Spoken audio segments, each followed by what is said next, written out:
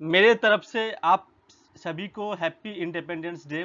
आज 75th independence day है और आज का जो क्लास है, आज का जो टॉपिक है वो आपका सेक्शन 194 डीए को लेकर है, TDS on payment in respect of life insurance policy. मैं इस मैटर को डील करूंगा। यह बहुत ही रिलीवेंट है। यह रिलीवेंट इसलिए भी है क्योंकि सभी कोई कहीं ना कहीं इंश्योरेंस में पैसा लगाते हैं और इंश्योरेंस से जब आपको मैच्योरिटी पर या जब आप सरेंडर करते हो, जब आपको पैसा मिलता है तो उसका टैक्स एप्लीकेशन क्या होगा, आज का ये वीडियो उसको लेकर डील कर रहा है। देखिए आगे बढ़ते हैं।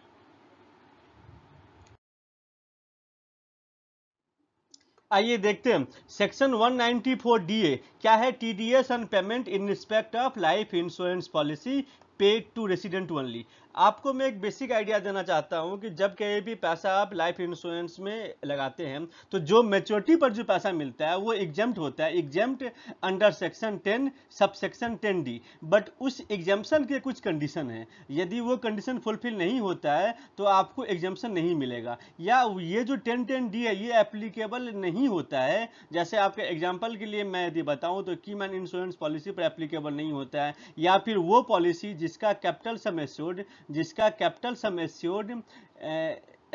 जिसका premium amount 10% of actual capital sum assured से अधिक है। यदि पॉलिसी 2012 के बाद इशू किया गया है, यदि पॉलिसी 2012 से पहले इशू किया गया है तब आपका 20% है।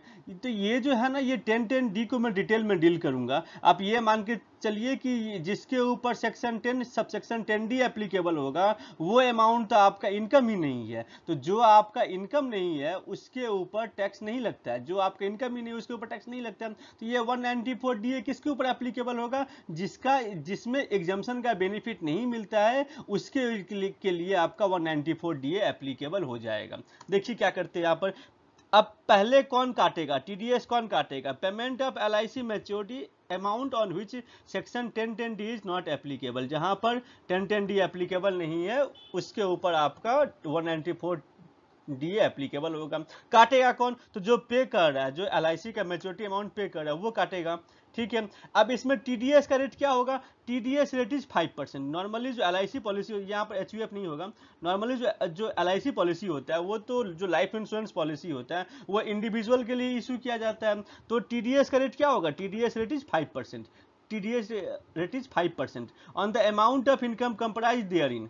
अभी देखिए ये आपका किसके लिए एप्लीकेबल, ये ओनली पेमेंट टू रेसिडेंट के लिए एप्लीकेबल है, ये ओनली पेमेंट टू रेसिडेंट के लिए एप्लीकेबल है। टीडीएस रेट में सिर्फ इंडिविजुअल होगा और टीडीएस का रेट क्या, 5% on the amount of income. ये अमाउंट ऑफ इनकम क्या होता है, सपोज करो मुझे एलआईसी से मैच्योरिटी अमाउंट मुझको मिल रहा है 10 लाख रुपीज, लेकिन मैंने प्रीमियम किया है 7 लाख रुपीज, तो मेरा इनकम कितना हुआ, इनकम इज 3 लाख रुपीज। समझ में आया। यदि मुझे मैच्योरिटी पर मिल रहा है 10 लाख रुपीज और मैंने प्रीमियम पे किया, 3-4 साल मैंने प्रीमियम पे किया 7 लाख रुपीज, तो how much my income, income is 3 lakh rupees, और टैक्स कितना कटेगा, 5% on the amount of income. अभी देखिए ये आपका फिनेंस एक्ट 19 का अमेंडमेंट था और ये बहुत ही रिलेवेंट अमेंडमेंट है। ठीक है, तो इसको मैं डील करूंगा आपके साथ में। अभी देखिए ये आपका टीडीएस कब काटा जाएगा, टीडीएस कब काटा जाएगा, aggregate amount of payment during the financial year exits ₹1 lakh. जो एग्रीगेट अमाउंट ऑफ पेमेंट हो रहा है ना वो 1 लाख से अधिक रहेगा तभी काटा जाएगा। इसमें इनकम नहीं बोला गया, जितना रुपया आपको मिल रहा है, जितना रुपया आपको मिल रहा है, यदि वो 1 लाख से अधिक पैसा आपको मिल रहा है तो 194 डी एप्लीकेबल हो जाएगा। टीडीएस कटेगा 5%। टीडीएस कौन सा अमाउंट पर कटेगा, जो इनकम कंपोनेंट है, जो इनकम कंपोनेंट है, मैच्योरिटी वैल्यू माइनस में प्रीमियम। ठीक है। Recipient can furnish declaration under section 197A in form of 15G and 15H। 15H applicable होता है सीनियर सिटीजन के लिए और 15G एप्लीकेबल होता है अदर देन सीनियर सिटीजन। ये रिसिपिएंट एक डिक्लेरेशन दे सकता है 197A में, जो मेरा जो इनकम है वो आपके टैक्स के दायरे में नहीं आता है तो आप टीडीएस मत काटिए, ये वो डिक्लेरेशन दे सकता है। समझ गए आप लोग। तो ये जो 197A है उसको मैं बाद में डील करूंगा, इस टीडीएस चैप्टर कंप्लीट होने के बाद उसको मैं डील करूंगा। आइए आगे देखते हैं। अब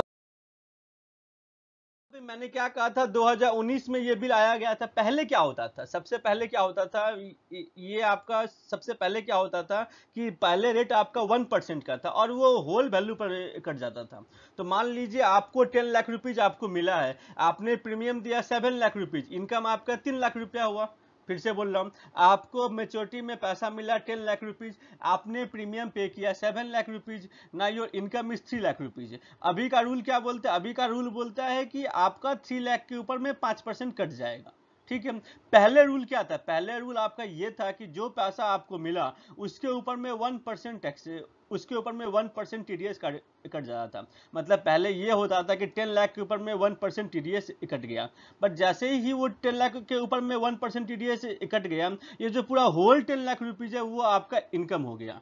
ये पूरा का पूरा 10 लाख रुपीज आपका इनकम हो गया। तो जो 7 लाख रुपया जो आपने प्रीमियम पे किया है उसका बेनिफिट नहीं मिलता था, और मिलने के लिए कम से कम आपको ट्रिब्यूनल लेवल पर जाना पड़ता था, सीआईटी अपील के पास। मिनिमम सीआईटी अपील तक जाने के बाद आप हियरिंग में अपियर हो और तब अपने केस को छुड़ा के लेके आ जाओ। मैं तो सीए हूं, मैं उसको छुड़ा के ले आऊंगा, बट नॉर्मली क्या होता है, नॉर्मल लोगों के लिए यह बहुत ही कम्बरसम पोजीशन था। मेरे साथ खुद प्रैक्टिकली ये ऐसा केस बहुत बड़ा आया हुआ है। देखिए, अब मैंने क्या कहा था कि जब कभी भी मेमोरेंडम आता है तो वो फिनेंस एक्ट के इंटेंट को डील करता है और सिंपल लैंग्वेज में बोलता है कि फिनेंस एक्ट का उद्देश्य क्या है, फिनेंस एक्ट क्यों आ रहा है, उसको बहुत ही सिंपल लैंग्वेज में डील करता है। तो आइए मैं देखता हूं कि इसमें क्या लिखा गया। मैं आस्ते आस्ते इसको लेकर जाऊंगा। देखिए क्या लिखा है। TDS on non exempt portion of life insurance पे आउट ऑन नेट बेसिस। देखिए क्या लिखा है। Under section 194 DA of the Act, a person is obliged to deduct tax at source if it pays any sum to a resident under a life insurance policy which is not exempt under section 1010D। समझ में आया जो मैंने आपको कहा था। The present requirement is to deduct tax at the rate of 1%। Clear है। Of such sum at the time of payment. Several concerns have been expressed. जो बात मैंने आपको कहा था कि लोगों को डिफिकल्टी होता था कि 10 लाख के ऊपर में 1% काट लिया तो टीडीएस तो कम ही कटा, लेकिन पूरा का पूरा 10 लाख रुपीज आपका इनकम माना जाएगा। Several concerns have been expressed that deducting tax on gross amount creates difficulties to an assessee who otherwise has to pay tax on net income after deducting the amount of insurance premium paid by him from the total sum assured। एक difficulty हो रहा था, एओ नहीं मान रहा है। एओ आपको बोल रहा है कि आपका 1 लाख आपका 10 लाख के ऊपर कटा है तो आपका 10 लाख ही इनकम हो गया है, आपने जो प्रीमियम पे किया उसको नहीं मान रहा था। और बहुत सारे केस आपके सीआईटी अपील और ट्रिब्यूनल में पेंडिंग थे। अपील से ये छूट जाता था, कहीं कहीं पर ट्रिब्यूनल में जाके ये छूटता था। तो इस व्यू को लेकर डिपार्टमेंट ने इसको एड्रेस किया, और देखा जाए तो वो गलत है। आप पूरा 10 लाख को आप मान लोगे इनकम, तो जो 7 लाख प्रीमियम गया वो क्या होगा। इसीलिए इसको डिपार्टमेंट ने इसको एड्रेस किया। From the point of view of tax administration as well, it is preferable to deduct tax on net income so that the income as per TDS return of the deductor can be matched automatically with the return of income filed by the SSC। समझ में आया। The person who is paying to a resident under life insurance policy is aware of the amount of insurance premium paid by the SSC। ठीक है। जो LIC company आपको जो TDS काटेगा उसको पता है कि आपने कितना का प्रीमियम पे किया, तो सिंपली बात है वो क्या काटेगा। हेंस इट इज प्रपोज्ड, ये पार्लियामेंट में फाइनेंस मिनिस्ट्री प्रपोज कर रहा है to provide for tax reduction at source at the rate of 5% on income component of the sum paid by the person. Income component के ऊपर में काटा जाएगा 5%। This amendment shall be effective from 1 September 2019। समझ में आया। This provision has come in the by the finance act 2019 और बहुत ही रिलीवेंट है। चांसेस हैं कि आपके एग्जाम में इसको लेकर सम आए। आइए देखते हैं। करता हूं एनालिसिस ऑफ सेक्शन 1010D। आइए, ये 1010D के अंदर में क्या आता है। मैंने कहा था कि जो इंश्योरेंस से जो पैसा मिलता है वो 1010D में एग्जेम्प्ट होता है, बट इससे कुछ एक्सेप्शंस। आइए उसी को लेकर डील कर। देखिए सेक्शन 10 सब सेक्शन 10D क्या बोलता है। Any sum received under life insurance policy, जो भी पैसा मिलेगा लाइफ इंश्योरेंस पॉलिसी के अंडर में वो आपका एग्जेम्प्ट होगा, including the sum allocated by way of bonus. जो भी आपको बोनस मिला उस पॉलिसी पर वो भी एग्जेम्प्ट होगा, बट ये एप्लीकेबल नहीं है किस पर, अदर देन, इस सब पर एप्लीकेबल नहीं। कौन सा, पहला क्या लिखा है, any sum received under sub section 3 of section 80DD और 3 ऑफ 80 DDA। ये जो आपका 80 DDA और 80 DDA है, ये क्या होता है, जो मेंटेनेंस ऑफ हैंडीकैप्ड होते हैं, हैंडीकैप्ड के मेंटेनेंस के लिए, जो डिपेंडेंट हैंडीकैप्ड है उसके मेंटेनेंस के लिए एक आपको छूट मिलता है 75,000 तक का छूट मिलता है। तो यदि उसके लिए आपने पॉलिसी लेकर रखा है तो उसके ऊपर 1010D का बेनिफिट नहीं मिलेगा। सेकंड क्या लिखा है, any sum received under a keyman insurance policy, जो कीमैन इंश्योरेंस पॉलिसी जो पैसा मिलता है उसका छूट नहीं मिलेगा। थर्ड पॉइंट क्या लिखा है, जो आपके लिए बहुत ही रिलीवेंट है, any sum received under insurance policy issued from 1/4/2003 to 31/3/2012। Policy was issued between that period 1/4/3 to 31/3/2012 and the premium amount should be less than 20%. If the premium amount is less than 20%, then you will get the benefit of section 10 subsection 10D. The whole amount received on the maturity is exempt under section 10 subsection 10D. But if the premium amount is more than 20%, if the premium amount is more than 20%, उस case में क्या होगा, 20% of what, 20% of actual capital sum assured. In that case exemption under section 1010D is not applicable and that amount is taxable, and TDS under section 194DA is applicable on that amount. Is it clear? Next क्या लिखा है, next the period has been changed. This period earlier provision was from 1/4/3 to 31/3/12. Now next is that from on after 1/4/12, यदि policy issue किया गया, policy was issued after 1/4/12, in that case ये जो 20% था वो आपका 10% हो जाएगा। मतलब ये है कि आपको सेक्शन 10 सबसेक्शन 10D का एग्जम्पशन का बेनिफिट तभी मिलेगा जब आपका जो प्रीमियम है वो कैपिटल सम एस्योर्ड से, आपका एक्चुअल कैपिटल सम एस्योर्ड से जो प्रीमियम है वो 10% से कम होना चाहिए। यदि प्रीमियम 10% से अधिक हो गया तो उस केस में क्या होगा, उस केस में आपको 190 वो जो पैसा मिलेगा वो टैक्सेबल होगा और उसके ऊपर में TDS काटना पड़ेगा अंडर सेक्शन 194DA के अंदर में। आइए देखते नेक्स्ट क्या बोला गया, provided that the provision of C and D shall not apply. मान लो आपने पॉलिसी लेके रखा है और प्रीमियम वैल्यू 20% से अधिक है या फिर 10% से अधिक है, एज द केस में भी वो एप्लीकेबल नहीं होगा यदि मैच्योरिटी में पैसा मिला है on the death of a person के डेथ पर यदि पैसा मिल रहा है तो वो पूरा का पूरा पैसा 1010D के अंदर में आ जाएगा। तो ऊपर का जो एक्सेप्शन था वो एक्सेप्शन एप्लीकेबल नहीं होगा। इसका मतलब ये हुआ कि ये जो पैसा मिलेगा उसका बेनिफिट आपको 1010D का बेनिफिट मिलेगा और वो आपका एग्जेम्प्ट होगा।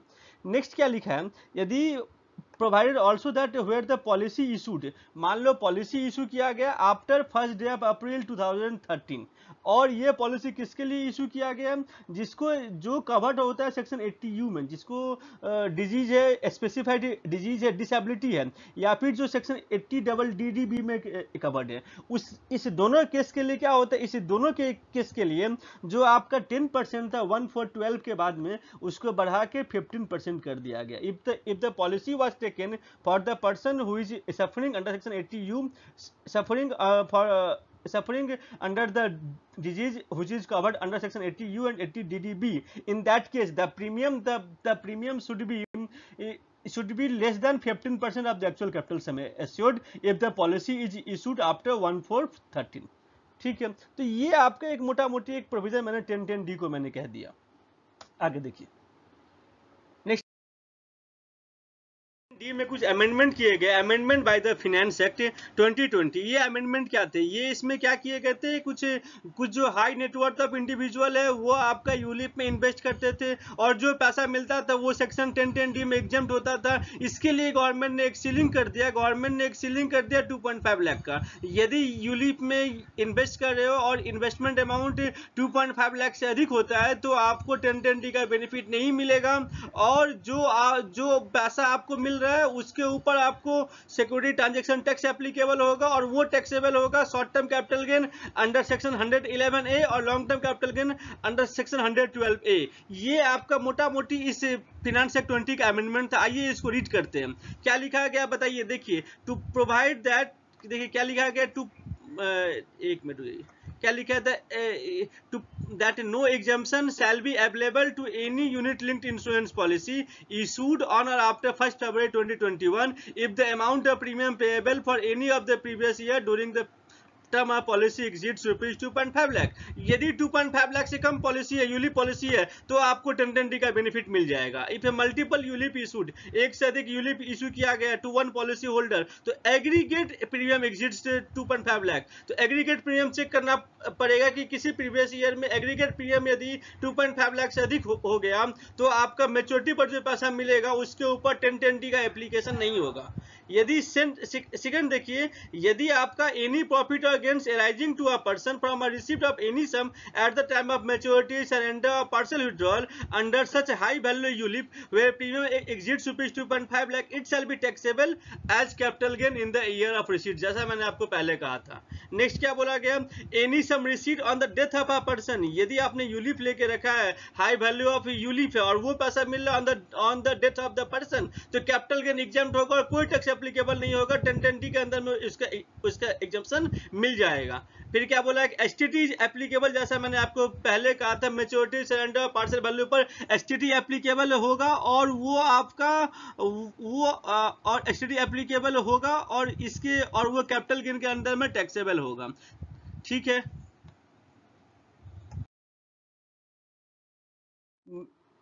कैसा लगा आपको क्लास, काइंडली आप कमेंट में बताइएगा। और मेरे ख्याल से आप लोग को समझ में आना चाहिए। और मेरा एवरी डे रात को 8 बजे मेरा वीडियो आता है। मैं कोशिश करता हूँ कि कभी भी वो गैप नहीं जाए और आप लोग उस वीडियो को देखिएगा प्रीमियम में। और उस समय जो भी आपका डाउट रहेगा, क्वेरी रहेगा, I will you just raise on the chat box, I will reply that query. Thank you very much, thank you for today. जय हिंद।